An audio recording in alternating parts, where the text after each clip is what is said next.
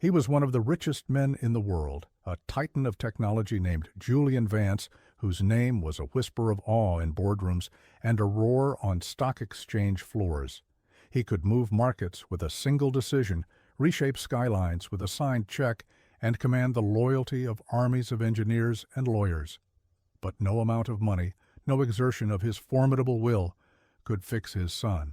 After firing the 7th world-renowned specialist and the 12th highly recommended caregiver, his desperation had settled into a cold, hard stone in his chest. Each failure was another layer of ice around his heart, a fortress built to protect him from a hope that had become more painful than despair.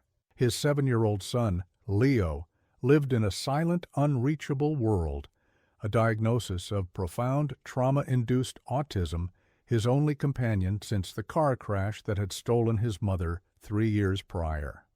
Then a new housekeeper arrived, a quiet woman with a past she kept locked behind sad, gentle eyes. Her name was Ilara, and she wasn't a specialist or a miracle worker. She was just a woman who needed a job.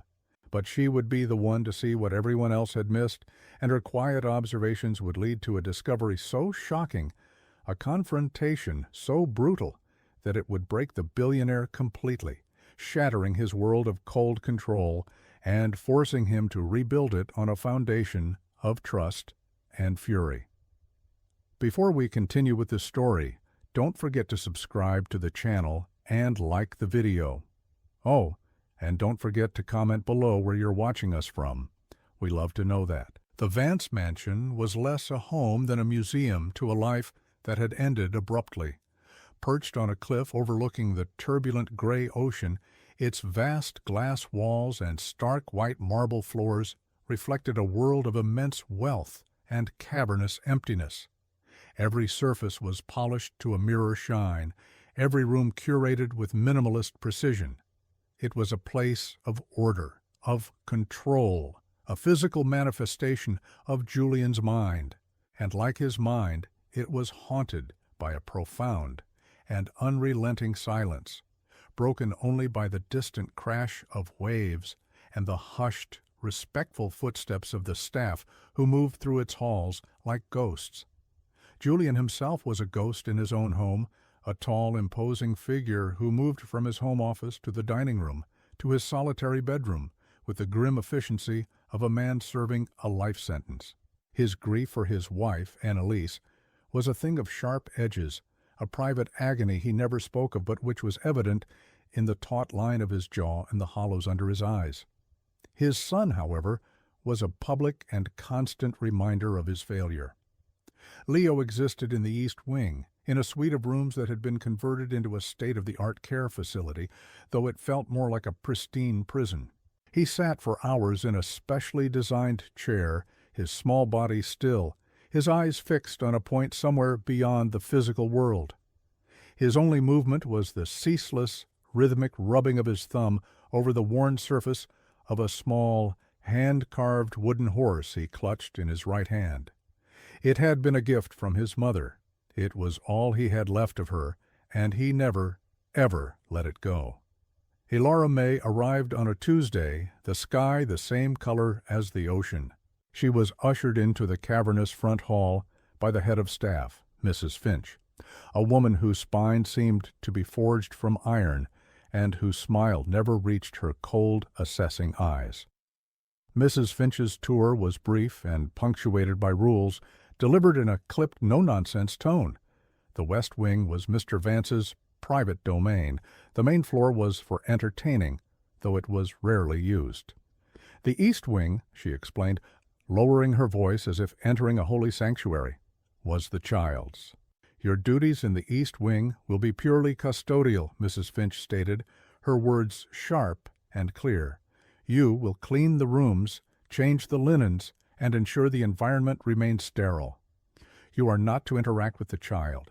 You are not to speak to him, touch him, or attempt to engage him in any way. Dr. Albright's protocol is very strict. The boy requires a low-stimulus environment to avoid agitation. Is that understood? Ilara nodded, her gaze sweeping over the polished marble. Yes, ma'am. She understood rules. She understood grief. The silence of this house was a familiar weight, a heavier, colder version of the silence in her own tiny apartment, a silence she had taken this job to escape. She had lost her younger brother years ago, a boy the world had written off, and the quiet that followed had been a living thing, a predator. She couldn't bear it any more. This house, for all its coldness, was at least filled with the quiet hum of activity. It was a start. Her first day in Leo's suite was jarring. The air was thick with the scent of antiseptic, and the silence was absolute. The boy, Leo, was just as described. A small, beautiful doll in a chair, his dark curls framing a face devoid of expression. His eyes, a deep, soulful brown, were vacant. Ilara began to clean, her movements slow and deliberate. She dusted the sterile white furniture, polished the windows that looked out onto a manicured but unused garden, and mopped the floors, her presence as unobtrusive as she could make it. She felt the weight of the boy's emptiness, a sorrow so profound it seemed to have its own gravity. The specialists, the nurses, Mrs. Finch, they all saw a diagnosis, a collection of symptoms to be managed. Ilara saw a lonely little boy trapped behind a wall of glass. She continued her work, her heart aching with a familiar pain. It was near the end of her shift when the inciting incident occurred, a moment so small and insignificant that anyone else would have missed it entirely. The late afternoon sun broke through the clouds, sending a single brilliant shaft of light into the room. It illuminated a universe of swirling dust motes, a miniature galaxy dancing in the air.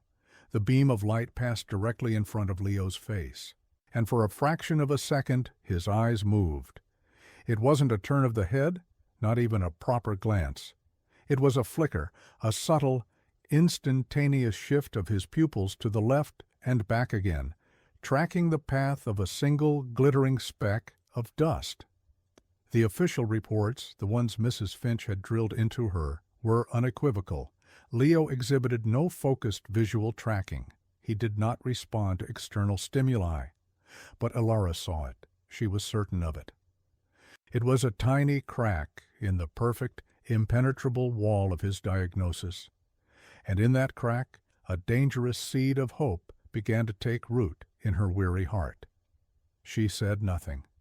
She simply finished her work and left the room, but the image of that minuscule, defiant flicker was burned into her mind. The experts were wrong. Ilara approached the following days with a new sense of purpose, a quiet mission that hummed beneath the surface of her routine tasks. She adhered strictly to Mrs. Finch's rules, her demeanor as placid and unassuming as ever. She never spoke to Leo, never touched him. But she began to treat the silence in his room not as an absence, but as a medium. It was a canvas, and she would use the gentlest of brushes to see if she could paint a response upon it. Her first experiment was with sound. The rhythmic swish of her mop and the soft whisk of her duster were constants. She began to add to this soundscape, humming a low, simple tune as she worked. It was a lullaby her mother used to sing, a melody with no words, just a gentle, repetitive rise and fall. It was barely audible, more a vibration in the air than a song, a quiet counterpoint to the distant roar of the ocean. She watched Leo from the corner of her eye as she hummed. For days there was nothing. He remained a statue, his fingers stroking the wooden horse. But Ilara was patient. She knew that the deepest wells required the longest ropes. From his sterile home office, Julian Vance watched the world through screens. The stock market ticked across one monitor, global news on another, and the internal security feeds of his own home on a third. He had installed the cameras everywhere after Annalise's death, a desperate attempt to impose order on a chaotic universe, to ensure no threat could ever breach his walls again. He rarely watched the feed from Leo's room. The sight of his son's stillness was a knife twisting in his gut. But in the second week of the new housekeeper's employment, he found his gaze drifting to that particular screen more and more often. he noticed the change. The previous housekeepers had treated the suite like a hazardous waste site, moving with a tense, fearful efficiency. This new one, Alara, moved with a quiet grace. There was a rhythm to her work, a gentleness that seemed to soak into the very walls. He saw her humming, her back to the camera, and felt a flicker of annoyance. It was a breach of the low-stimulus protocol. He almost reached for the intercom to reprimand her, but something stopped him. On the screen, Leo's hand, the one clutching the horse, had momentarily stilled. It was a pause of no more than a second, but in the unchanging landscape of Leo's existence, it was a seismic event. Julian leaned closer to the screen, his heart rate quickening. He dismissed it as a coincidence, a trick of the light, but he didn't look away. Alara, unaware of her audience, escalated her gentle campaign. Her next experiment was with light and color. The sunroom attached to Leo's suite was a sterile glass box filled with uncomfortable, modern furniture. Alara began to transform it. She started by meticulously cleaning the glass until it was invisible, allowing the natural light to flood in, raw and unfiltered. Then she brought in a small, vibrant object each day. One day it was a smooth sea-green stone she'd found on the beach, which she placed on a windowsill where it would catch the morning light. The next, it was a single brilliant red cloth she used for polishing, which she forgot, on the arm of a chair in his peripheral vision. She would observe his reactions through the reflections in the glass as she worked. A slight tensing of his shoulders when the light hit the stone. A fractional widening of his eyes in the direction of the red cloth. They were responses so subtle they would be meaningless to anyone else, but to Alara, they were a conversation. They were proof of the boy inside the diagnosis, a boy who noticed, a boy who saw. Her boldest move came during the third week. She brought a small potted lavender plant into the sunroom, its fragile purple flowers a stark contrast to the room's monochrome palette. The scent was delicate, a clean, calming fragrance that cut through the ever-present smell of antiseptic. Mrs. Finch would have been furious, but Alara placed it in a corner where it was unlikely to be immediately noticed by anyone but her. As she watered it, she began to speak, not to Leo, but to the plant. Her voice was a soft murmur, just loud enough to carry. "There you go," she'd whisper, "a little drink to help you grow strong. The sun is warm today, isn't it? It feels nice to just sit and feel the sun on your leaves." She was narrating a world of simple, sensory pleasures, a world that Leo's doctors insisted he could not perceive. She was laying down a trail of breadcrumbs, hoping the lost boy in the woods might find his way out. While she spoke to the plant, she watched Leo's hands. She noticed the way his thumb moved over the wooden horse. It wasn't random. He traced the grain of the wood, a specific, looping pattern, over and over. That night, Alara slipped into the mansion's vast, two-story library. She found a section on antique toys and woodworking. She found a book on carving and studied the diagrams of wood grains, oak, maple, pine. She felt she was learning the vocabulary of his only language, the silent, tactile language of the wooden horse. She didn't know what she was looking for, but she knew with an unshakable certainty that the answers were not in Leo's medical files. They were here, in the small, observable details of his silent world. And Julian, miles away in his office, watched the footage of her talking to a plant and felt the first crack appear in the icy fortress around his own heart. The fourth week began with a new addition to the sunroom. Tucked away in a forgotten storage closet, Alara had discovered a beautiful, leather-bound case containing Annalise's old watercolor set. The brushes were fine sable, the paint pans barely used. A ghost of his wife's floral perfume still clung to the box. With a trembling hand, Alara brought it to the sunroom. During her cleaning time, while Leo sat in his customary chair, she set up a small easel. She didn't have any paper, so she used the back of a discarded inventory sheet. She mixed a vibrant cerulean blue and began to paint, humming her lullaby. She painted a simple, abstract wash of color, a swirl of blue like the sky on a clear day. She didn't try to teach or engage him. She was simply sharing a space, filling the sterile silence with the quiet scratch of a brush and the slow bloom of color. When she was done, she left the small painting to dry on a side table well within his line of sight. The next morning, as she began her duties, her eyes went immediately to the painting. Her breath caught in her throat. On the white table, just beside the corner of the paper, was a tiny, faint smudge of blue. It was almost invisible, a whisper of a mark, but its implications were deafening. He had reached out. Sometime during the night or the early morning, when no one was watching, he had moved his hand from the safety of his wooden horse and touched the color. Hope, fierce and sharp, surged through Alara. She felt a dangerous giddiness, a feeling she had to suppress before Mrs. Finch or one of the nurses could see it on her face. She cleaned the smudge away, leaving no evidence of the secret correspondence. The breakthrough, when it came, was not a shout, but a whisper. It happened 2 days later. Alara was on her hands and knees, polishing the marble floor near Leo's chair. The sun was streaming into the room, and she was humming her lullaby, lost in the repetitive, meditative motion of her work. The tune was second nature to her now, a constant, gentle presence in the room. Usually she would hum only the first verse, a short, looping melody.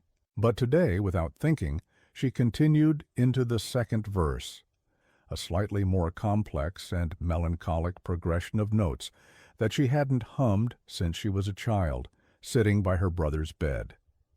She finished the phrase and paused, taking a breath before plunging the cloth back into the bucket. And in that half-second of silence, another sound entered the room. It was a note, a single reedy tone, wavering and breathy, like the sound of wind through a keyhole. It was fragile. It was uncertain, but it was pitched in perfect harmony with the last note she had hummed. Alara froze completely, her hand hovering over the water. Her heart hammered against her ribs, a frantic, wild drumbeat. It came from Leo's chair. He had made a sound. He had responded. Tears pricked the corners of her eyes, blurring the reflection of the window on the wet marble. Her every instinct screamed at her to turn, to look at him, to acknowledge the miracle. But the hard-won lessons from her past held her back. Pushing too soon, showing too much excitement, could slam the door shut again, perhaps forever. She took a slow, steadying breath, fighting to control the tremor in her hands. She dipped her cloth back into the bucket and continued polishing, forcing her movements to remain smooth and rhythmic. Then, summoning a strength she didn't know she possessed, she began to hum again, picking up the melody from where she had left off. She hummed through the blur of her tears, her tune a little shaky now, but clear. She finished the verse and waited. Silence.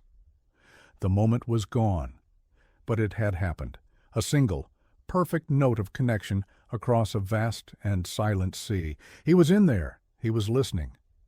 And for the first time in a long, long time, Alara felt not the ache of loss, but the brilliant, terrifying, and undeniable spark of a beginning. Mrs. Finch moved through the mansion with the quiet authority of a warden, her eyes missing nothing. She had grown increasingly wary of Alara's methods. The new housekeeper was too calm, too comfortable in the East Wing. There was a subtle shift in the atmosphere of Leo's suite, a change Mrs. Finch couldn't quite define, but deeply distrusted. The lingering scent of lavender, the way the light seemed warmer in the sunroom, it was all contrary to the sterile, controlled environment Dr. Albright had mandated. She saw these changes not as signs of life, but as a dangerous form of contamination, a threat to the established order. Her suspicion coalesced one afternoon when she made an unscheduled inspection of the East Wing. Alara was on her lunch break, and the suite was empty except for Leo, sitting in his chair by the window, a silent sentinel. Mrs. Finch's sharp eyes immediately spotted the cause of her unease, the watercolors on the side table, and, worse, a small glass of murky water left beside them. As she walked closer, her lip curled in disgust. A tiny puddle of this dirty water had been spilled on the pristine white marble floor, dangerously close to Leo's specialized orthopedic shoes. To Mrs. Finch, this was not just a mess. It was a symbol of the chaos Alara had introduced. It was a violation. She turned her cold gaze on the boy. For 3 years, she had managed his schedule, overseen his nurses, and enforced his protocols. She had never seen him as a child, only as a delicate, complex problem to be managed.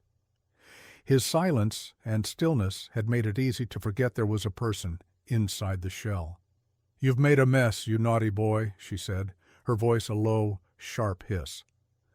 Leo didn't react, his eyes fixed on the garden beyond the glass. This lack of response only fueled her frustration. It was an affront to her authority. She loomed over his small chair, her shadow falling across him. "A mess must be cleaned. Look at it. It's filthy." She gestured to the small puddle with a sharp, angry jab of her finger. Her cruelty, born of a rigid and loveless worldview, escalated. "You should clean it with your tongue." The words, ugly and venomous, hung in the silent room. At that precise moment, Julian Vance was walking down the hallway. A major deal had collapsed, and he had left the office in a rare fit of temper, seeking the cold, predictable silence of his home. As he neared the east wing, he heard Mrs. Finch's voice, sharp and acidic, and he paused. He was not supposed to be home. No one expected him. He stood in the doorway, concealed by the shadows of the hall, and the scene unfolded before him. He saw Mrs. Finch, a figure of towering, righteous anger, spitting venom at his son. He saw his small, defenseless child, unable to speak, unable to move, being subjected to a humiliation so vile, so perverse, that it defied comprehension. A primal, volcanic fury erupted in Julian's chest, melting the years of frozen grief and attachment in an instant. It was the rage of a father, an instinct he thought had died with his wife. "Get out," he said. His voice was not loud, but it cut through the air with the lethal quiet of a blade. Mrs. Finch spun around, her face a mask of shock and fear. "Mr. Vance? I didn't know you were here. I was just—" "I said," Julian repeated, stepping fully into the room, his 6'3" frame radiating a menace she had never seen.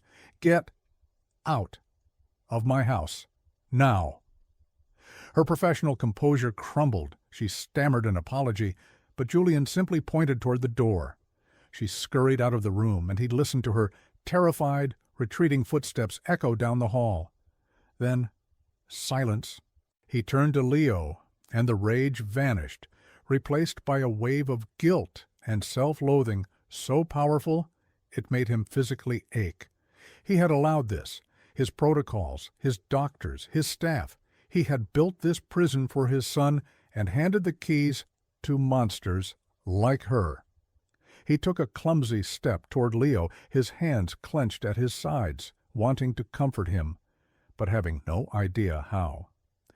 It was at that moment that Alara returned from her break, a small tray with a fresh glass of water in her hands.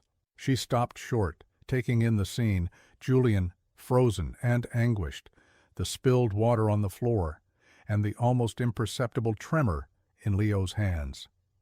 She didn't look at Julian. She didn't ask what happened. Her focus was entirely on the child. She set the tray down, knelt beside Leo's chair, and began to wipe up the spilled water with a soft cloth from her apron. As she worked, she began to hum their tune, the soft, familiar lullaby. The sound was a balm in the charged atmosphere. Leo, who had been rigid with tension, slowly began to relax. Then he did something Julian had not seen in 3 years. He deliberately unclenched his left hand, the one not holding the horse, and reached out, placing it gently on Alara's arm. It was a clear, unambiguous gesture of trust and comfort. Julian watched, utterly stunned. The stark contrast between Mrs. Finch's venom and Alara's instinctive, gentle care was a revelation. He had been paying for expertise, for protocols, for sterility. He had been paying for the wrong things entirely. He finally looked at Alara, truly saw her for the first time. "What?" he asked, his voice hoarse with emotion. "What have you been doing?" The confrontation with Mrs. Finch acted as a catalyst, shattering Julian's long-held deference to the so-called experts. In the tense, quiet aftermath, he found himself looking at Alara not as a housekeeper, but as the sole possessor of a key he desperately needed. He gave her cautious, almost reluctant permission to continue whatever she was doing, his desperation overriding years of ingrained protocol. That evening, for the first time, they sat down together in the mansion's sterile library, the vast, empty room feeling more like an interrogation chamber than a place for conversation. Julian, accustomed to commanding boardrooms, felt unnervingly out of his depth. He asked her to explain, and Alara, in her quiet, steady voice, recounted her observations. She told him about the flicker of his eyes, tracking the dust mote, the infinitesimal reactions to color and light, the smudge of blue paint, and finally the single hummed note. As she spoke, Julian listened with a mixture of profound skepticism and a terrifying, burgeoning hope. These were not the data points and medical charts he was used to. This was the language of nuance, of faith. To prove her point without betraying Leo's trust, she suggested he review the security footage from the past weeks. "Don't look for big things, Mr. Vance," she advised. "Look for the pauses. Look for the stillness." He did. That night, he locked himself in his office and watched hours of footage, fast-forwarding through the long stretches of nothing. His eyes peeled for the moments Alara was present. He saw what she meant. He saw the way Leo's thumb would stop moving over the horse when she hummed a certain phrase. He saw the way his son's head, imperceptibly, seemed to be angled toward the watercolor she'd left to dry. It was maddeningly subtle, but it was undeniably there. A pattern, a response. Their next conversation was different. Julian was less the interrogator and more a desperate student. He asked her how she knew to look for these things. The question opened a door to Alara's past that she had kept sealed for years. She told him about her younger brother, Daniel. He had been a vibrant, laughing boy until a severe case of meningitis at age 5 left him with profound neurological damage. The doctors had called him a shell, unresponsive, and recommended he be institutionalized. Her parents, broken by grief, had all but given up, but Alara, only a child herself, refused. She had spent years by his side, learning his language. She discovered he would relax at the sound of a certain lullaby, that his fingers would twitch if she traced patterns on his palm, that his breathing would change when she described the color of the sky. "They saw a lost cause," Alara said, her voice soft but firm, the memory still sharp with pain. "But I still saw my brother. You just have to be willing to sit in the silence long enough to hear the whisper." Daniel had passed away when he was a teenager, but the lesson he had taught her was indelible. The official diagnosis is a chapter, not the entire story. Julian listened, his own grief resonating with hers. Her story was not one of professional expertise, but of love and stubborn devotion. It was a language he had forgotten how to speak. Spurred by this new, fragile alliance, Julian turned his formidable intellect and resources toward his own investigation. He had his assistant retrieve every medical file, every doctor's note, every scan and report related to Leo since the day of the accident. He spread them across the massive mahogany table in his dining room, the sterile white pages a stark testament to 3 years of failure. He and Alara went through them together, page by page. He translated the dense medical jargon, and she provided the context of her observations. It was Alara who noticed the anomaly. In the first few weeks after the accident, the neurologist's notes described Leo as suffering from post-traumatic stress and severe withdrawal. But they also mentioned moments of lucidity, of him responding to his name, of him tracking a nurse with his eyes. The prognosis, while guarded, was hopeful. Then the notes changed. Dr. Albright, a renowned pediatric neurologist and a man Julian had considered a friend, took over as primary physician. It was then that a new cocktail of experimental medications was introduced. Powerful sedatives and novel neuroregulators designed, Albright had explained, to calm the storm in his mind and prevent further neurological decay. Almost immediately after this new regimen began, Leo's condition plummeted. The moments of lucidity vanished. The notes began to describe a profound and rapid regression into a non-responsive, catatonic-like state. This was the point his official diagnosis was solidified. The medication that was supposed to be helping him coincided exactly with the moment he had disappeared. This discovery led Julian to a locked chest in his and Annalise's old bedroom, a chest filled with her personal effects that he hadn't had the strength to open since her death. He gave Ilara the key, unable to face it himself. Inside, beneath layers of silk scarves and photo albums, Ilara found a series of leather-bound journals. She spent the night reading them, and in an entry dated just 2 weeks before the accident, she found the final, chilling piece of the puzzle. Annalise had written about a meeting with Dr. Albright concerning a donation from the Vance Foundation to his new research wing.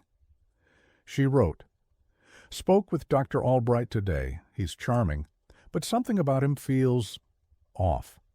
He seems more interested in our foundation's endowment than in Leo's mild separation anxiety. He kept pushing his new preventative neuroprotocol for children, said it was the future. Julian thinks he's a genius, but I have a bad feeling." A bad feeling. Annalise, sharp and intuitive, had seen it, and Julian, blinded by his faith in prestige and expertise, had missed it completely. The discovery in Annalise's journal transformed Julian's grief and guilt into a cold, diamond-hard fury. The vague sense of unease coalesced into a clear and terrifying hypothesis. Dr. Albright had not been treating his son. He had been manufacturing a disease. Julian unleashed the full force of his power. He didn't want a lawyer. He wanted an intelligence agency. He hired a discreet firm of corporate investigators, run by a former Mossad agent, and gave them a single directive. I want to know everything about Dr. Alistair Albright, his finances, his professional history, his personal life, everything. The investigators moved with ruthless efficiency, peeling back the layers of Albright's carefully constructed professional facade. What they found was a pattern of monstrous deception. Over the past 15 years, Albright had specialized in a very specific type of patient, the children of the ultra-wealthy. He had a remarkable knack for diagnosing these children with incredibly rare, complex, and seemingly incurable neurological disorders. His waiting room was a who's who of grieving, desperate billionaires. With each tragic diagnosis, he would secure enormous multi-year donations to his private research institute, positioning himself as the world's leading authority, the only hope for these afflicted families. The children, meanwhile, were placed on aggressive, custom compounded drug regimens that kept them perpetually sedated, docile, and stable. He wasn't a healer, he was a jailer, and his prison was built of pharmacology and lies. The team's forensic accountants followed the money. Millions of dollars from the Vance Foundation and from dozens of other similar family foundations were funneled into Albright's Institute. From there, the money trail became murky, weaving through a complex web of shell corporations, offshore accounts, and sham consulting firms. Albright wasn't just funding research, he was amassing a personal fortune. He owned a villa in Tuscany, a yacht in Monaco, and a private jet, all paid for by the suffering of the children he was pretending to save. The final damning piece of the puzzle was the medication itself.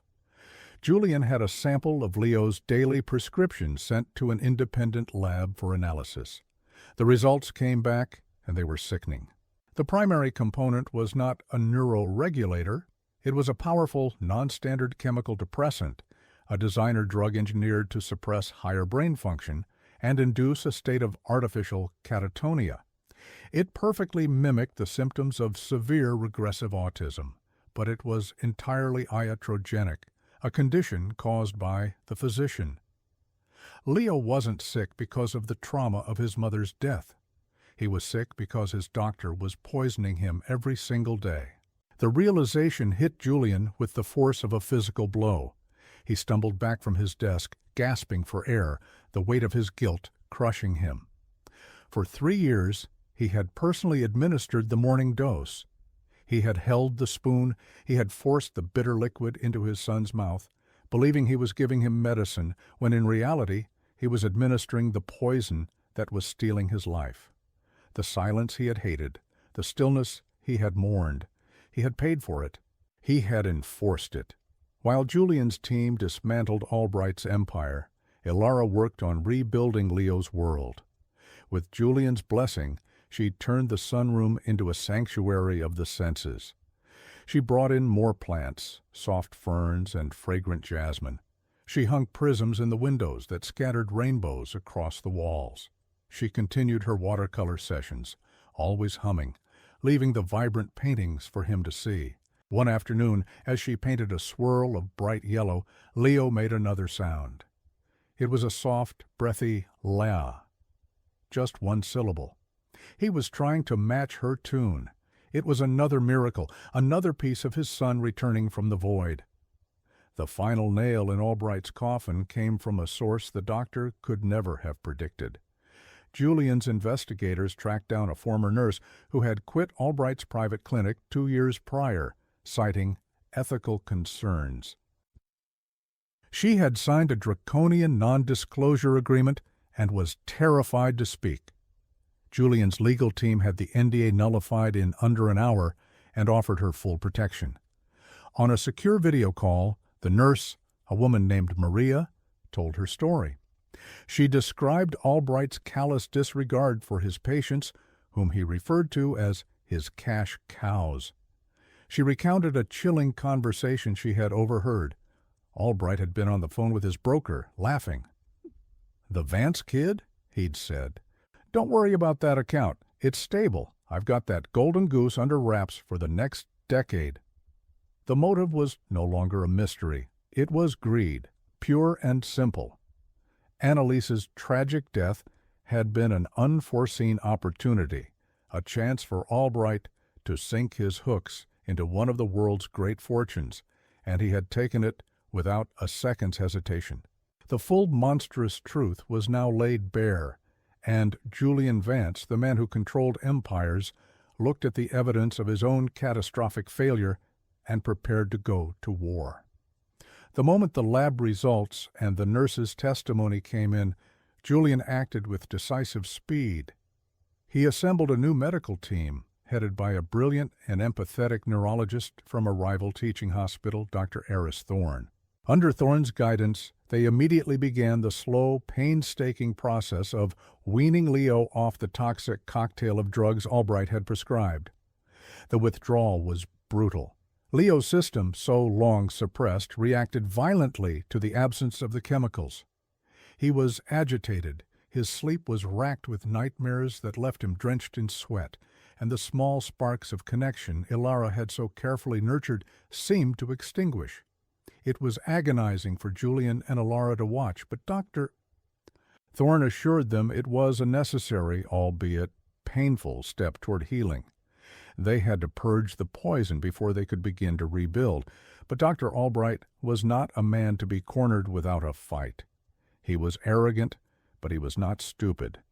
Through a contact he kept on the Vance Industries payroll, he got word that Julian was making inquiries that a new medical team had been brought in. Realizing he was about to be exposed, he launched a vicious, preemptive strike. He knew the best defense was a good offense, and he used his sterling public reputation as a weapon. His first move was to file an official report with the city's Child Protective Services. He painted a chilling picture. Julian Vance, a grieving and unstable single father, had fallen under the influence of an unqualified and mentally unbalanced housekeeper. He claimed this woman, Ilara May, was practicing a form of folk medicine, convincing Mr.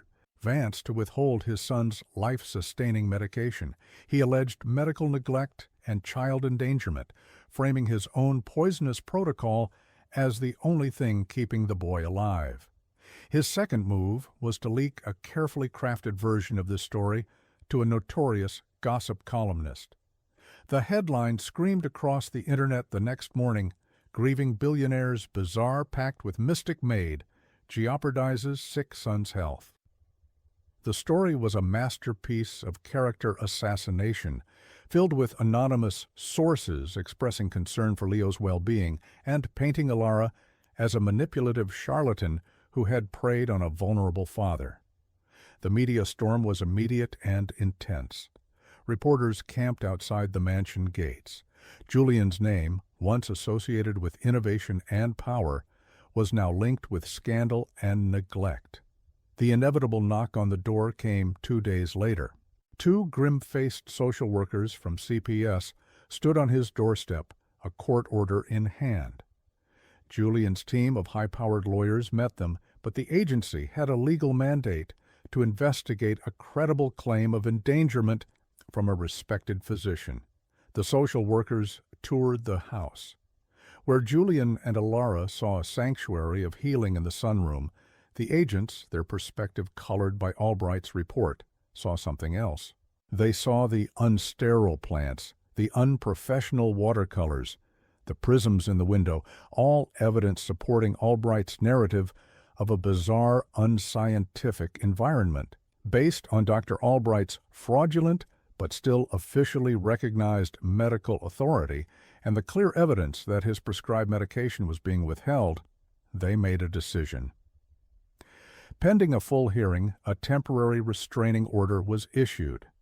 Ilara May was to have no contact with Leo Vance. The words felt like a death sentence. Ilara was forced to pack a small bag and leave the mansion under the watchful eyes of the social workers. The separation was a devastating blow. Leo, already struggling with the effects of withdrawal, felt her absence like a physical wound. He regressed completely, retreating back into the silent, unreachable world she had worked so hard to pull him from. He refused to leave his chair, his small hand clutching the wooden horse so tightly his knuckles were white. The humming stopped. The nascent words died in his throat. Julian was forced to watch his son fade away again, the silence in the east wing returning, heavier and more suffocating than ever before. This time, however, it was not a mystery. It was a crisis, an act of war by an enemy he now saw with perfect, horrifying clarity. The sight of Ilara being escorted from his home and the subsequent terrifying regression of his son galvanized Julian. The guilt and grief that had plagued him were burned away in a crucible of pure, cold rage. This was no longer just about exposing a fraud. It was about reclaiming his son's life and destroying the man who had stolen it. He gathered his legal and public relations teams in the mansion's war room, a conference room equipped with state-of-the-art communications technology. His instructions were simple and brutal. "I'm not interested in a settlement or a quiet resolution," he told them, his voice dangerously low. "I want his reputation dismantled, his license revoked, and his freedom forfeit. I want him buried under the weight of his own lies. Use every resource we have." The first counterattack was a public one. Julian, who had fiercely guarded his privacy for years, called a press conference.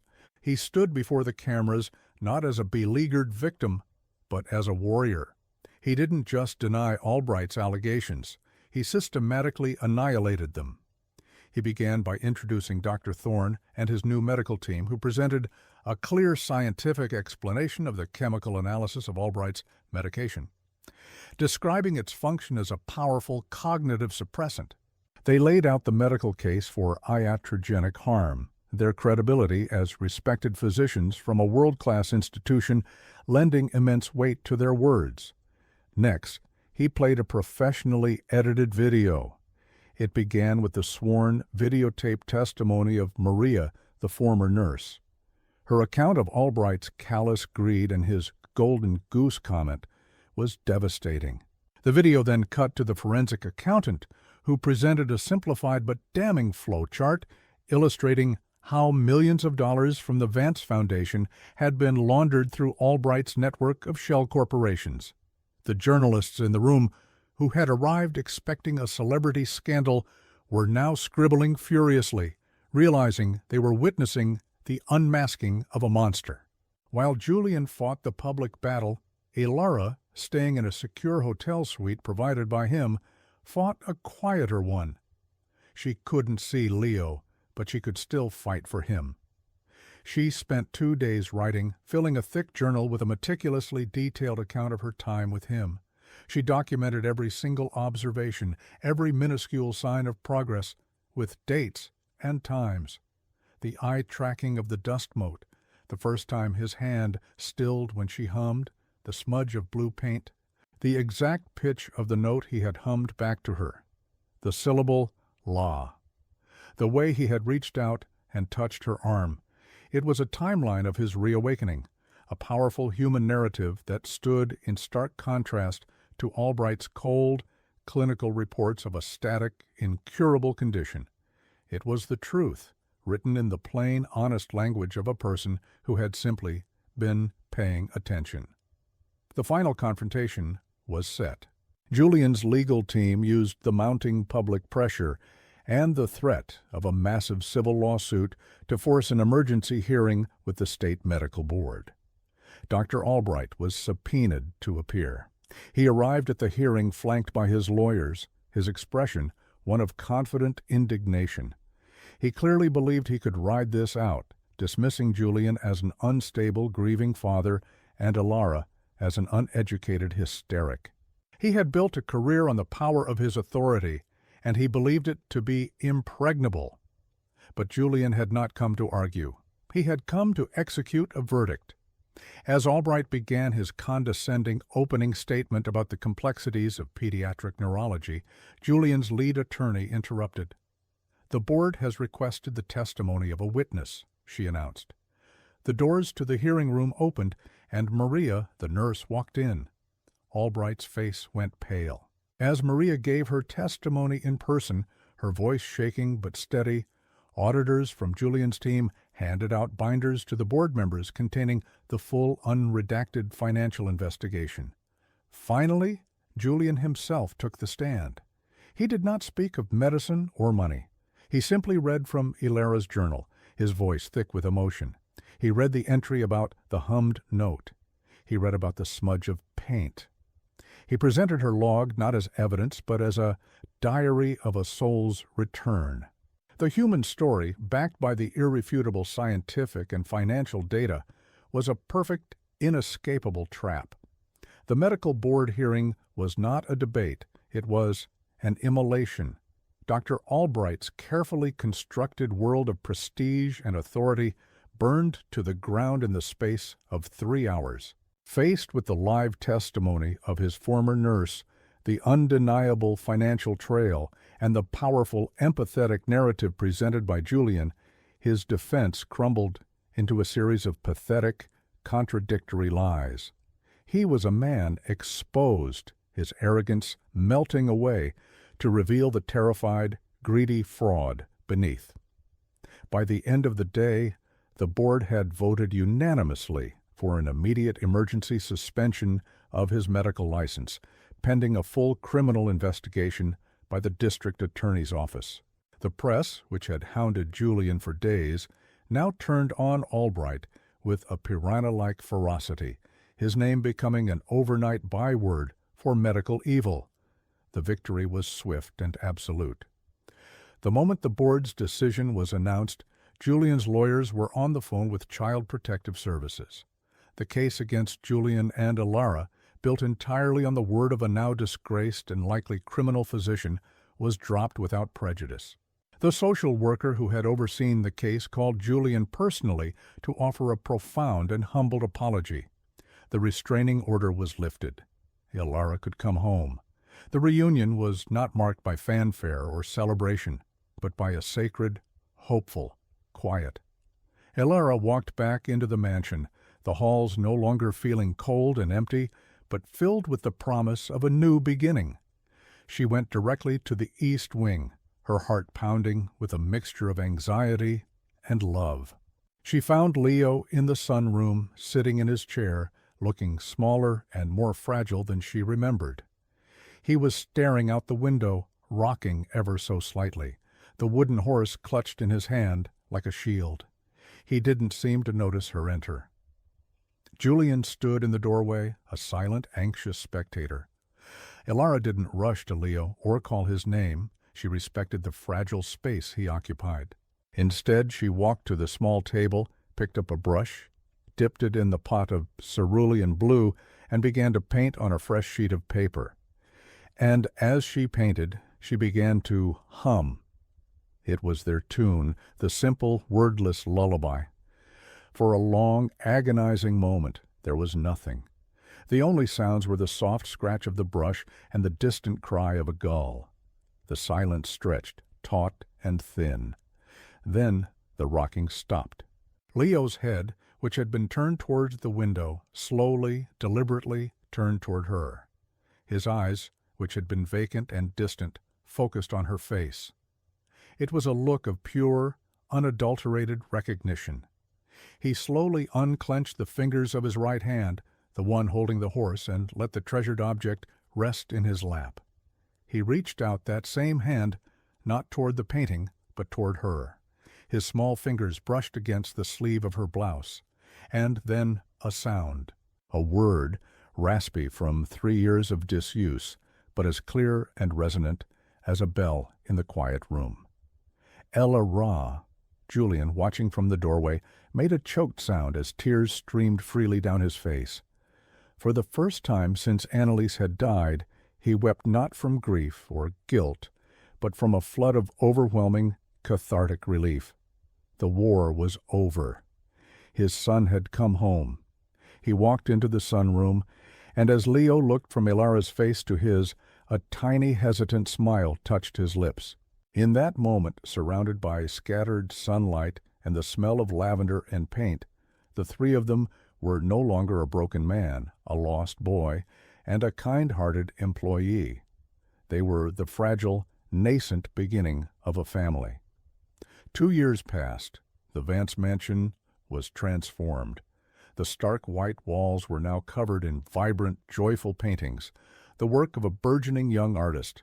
The silence was gone, replaced by the sound of Leo's laughter, the murmur of conversation, and the melodies Elara often played on the grand piano in the living room.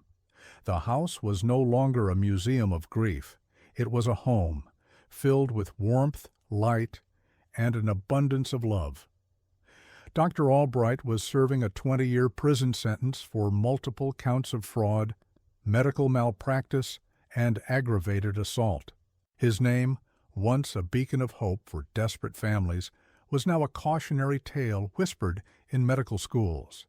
The ensuing investigation had uncovered dozens more of his victims, and Julian's new foundation, the Annalise Vance Patient Advocacy Group, had funded their legal battles and recovery, ensuring that no other family would have to endure what they had. Leo was thriving. He was 9 years old, attending a small specialized school for the arts, where his talent for painting was nurtured. The years of chemical suppression had left their mark. He was quieter than other children, more thoughtful, and sometimes struggled to find the right words when he was overwhelmed.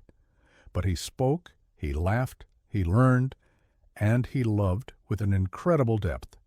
The wooden horse, his former lifeline, now sat on a bookshelf in his room, a treasured memento of a journey completed, no longer a desperate anchor in a silent storm. The sunroom remained his and Elara's sanctuary, now a fully equipped art studio where they would spend hours together, communicating through color and shape, their bond forged in a language beyond words. Julian had changed the most. He had sold off the most aggressive and time-consuming divisions of his tech empire, stepping back from the relentless pursuit of wealth that had once defined him. He now channeled his energy and resources into the foundation, becoming a fierce and powerful advocate for medical ethics and patient rights. The icy fortress around his heart had melted completely, revealing the warm, present, and deeply loving father and partner he was always meant to be. He and Ilara had fallen in love slowly, naturally, their relationship growing out of the shared mission to save Leo. Theirs was a quiet, profound bond built on mutual respect, shared vulnerability, and a deep understanding of both loss and recovery. The final scene of their old life, and the first of their new one, took place at a grand charity gala for the foundation. The ballroom was filled with philanthropists, doctors, and journalists, all there to support the cause. Julian stood at the podium looking out at the crowd, no longer the cold titan of industry, but a man remade by grace. He spoke of the foundation's work, of the need for accountability in medicine. Then his eyes found Ilara and Leo sitting at a table in the front row. Leo was wearing a small tuxedo, looking at his father with open admiration.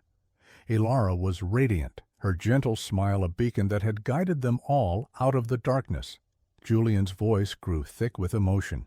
"For a long time," he said, abandoning his prepared remarks, "I measured success in stock prices, in market caps, in the cold, hard metrics of business. I was wrong.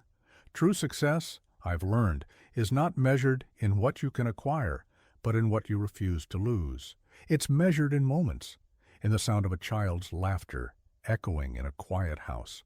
It's measured in the incredible courage of a woman who looked at a boy the world had given up on and saw not a diagnosis, but a soul waiting to be found." He stepped down from the stage to a thunderous ovation, but he didn't hear it. He walked directly to their table, took Ilara's hand, and kissed her, a public declaration of the private love that had saved them all. Leo beamed, reaching out to take both of their hands, his small grasp linking them together. They were a family, whole and healed. It was a powerful reminder that sometimes the quietest, most patient observers are the ones who see the most important truths, and that the greatest fortune one can possess is not the wealth held in a bank, but the love that is held and protected in the heart. Before we go, we want to thank you for being part of our community. Don't forget to subscribe to the channel and give this video a thumbs up if you enjoyed the story. And please let us know in the comments where you're watching from. We truly love knowing that.